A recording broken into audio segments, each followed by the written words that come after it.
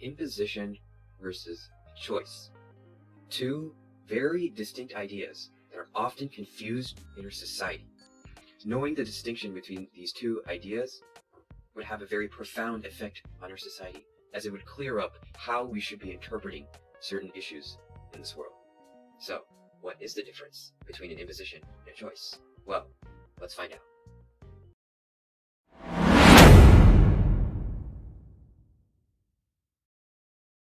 Hello everyone, and welcome back to the Striking Talk channel, and I'm your host, The Striker, and in this video, we're going to be exploring the difference between an imposition and a choice, and what this means for how we should be interpreting various issues in this world. So, let's get started. The simplest way to break down an imposition and a choice is that with a choice, you're actually making two decisions, but with an imposition, you're only actually making one. Just one yes or no.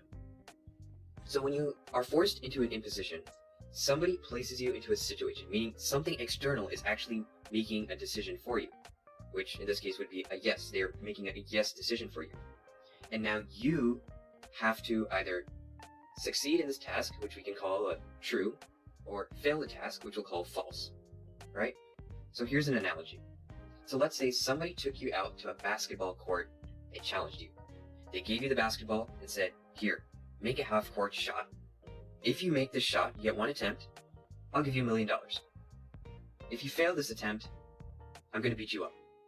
But, you know what, I will give you a week of training. But at the end of the week, you have to show up, and you have to take that shot. You can't draw out of the situation, because if you decide to decline this offer, he's going to beat you up right on the spot. So you've only got one option. You're going to train, and then after 1 week, you're going to take the shot. This is what we would call an imposition. Somebody is forcing you into a situation, and then you have to either succeed or you fail. But what we have to look at are the consequences and the reactions to success and failure. So suppose you were to fail, and you didn't make the shot. Well, what would happen? You would get beat up. Now, how should society and other people view that? Should they be shaming or getting mad at you and calling you out for not trying hard enough in your training so you can make that shot? Or is the real issue the person who forced you into that situation? Well, to me, I think that the person who placed you in that situation is the person to blame. Yeah, of course, you should work hard, and you should try your best to make that half-court shot. However, it's not your fault entirely that you couldn't make it, because you were forced into making that shot without your consent, right? The person who had organized that event did not have your consent. That choice was provided by that other person. You only were able to make one choice, one binary choice. You either succeed or you fail.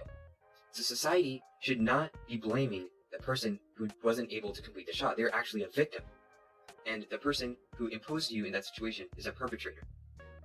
Now let's assume that you actually made that half-court shot. Well, people will probably be celebrating, they'll celebrate your victory, they'll think you did a good job. However, we should not forget the fact that there was still an imposition. You were forced into that situation. Yeah, you were able to overcome it and succeed, but it was still unethical to be forced into that situation, would you not say? Should somebody else be forced to go through that exact same situation? Yeah, of course, there's a great chance of success, but at the same time, is it ethical? Should we still be blaming the organizer as a perpetrator? Even though you were able to succeed and make that half-court shot, should he still be guilty for forcing you into that situation when there's a chance that you could have been beat up at the end?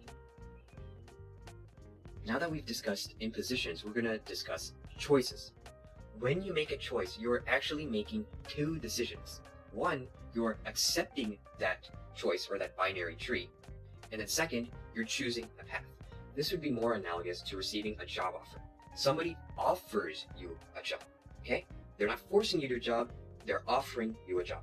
If you choose to take that opportunity, there are two options. You either succeed in that job, get promoted, get a raise, and people will like you. Or you could fail in that job, get a bad name for yourself, and get fired from that company. Now, how should society view this situation? If you do succeed in this job, society should, of course, view you very highly. I mean, you were able to do really well in this position, you worked hard, you made the best of your opportunity, and now you're being rewarded. Great. What if you failed this job? Well, the person to blame would not be the person who offered you this job, it would actually be you. You accepted this offer, you signed up for the responsibility, and then you were unable to maintain the expectation. Because you failed a responsibility which you put on yourself, only you are to blame.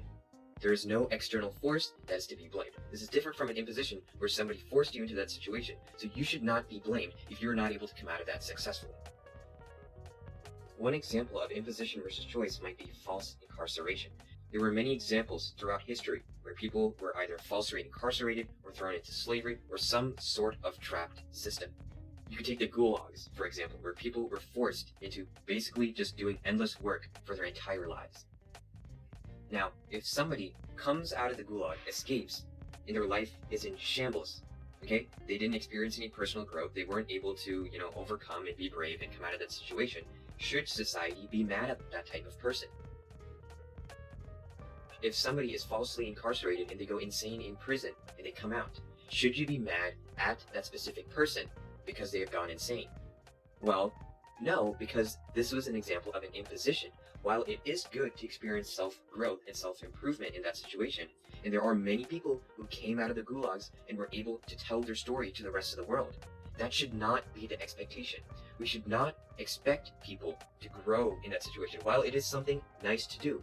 And we shouldn't shame those that are unable to overcome those obstacles, because in an imposition, while it is great to train yourself very hard and take that $1 million half-court shot, we should remember that an imposition is forced onto somebody. So if they fail, don't blame the victim, blame the perpetrator that organized this whole event. Victims should always be trying to shoot their $1 million shot and survive and come out the best way possible from the worst situations. But we should still never forget the fact that you were imposed into that situation, and your feelings are absolutely justified if you feel very negatively about your past and your situation. On the other hand, with personal choices, the responsibility entirely falls on the person's shoulder. This is because the person took the opportunity entirely on themselves and they chose to either succeed in their opportunity or fail. Thank you guys so much for watching this video. If you enjoyed what you saw today, make sure to subscribe, leave a like, turn on those notifications, maybe leave down a comment below, and have a great day. Peace out, folks.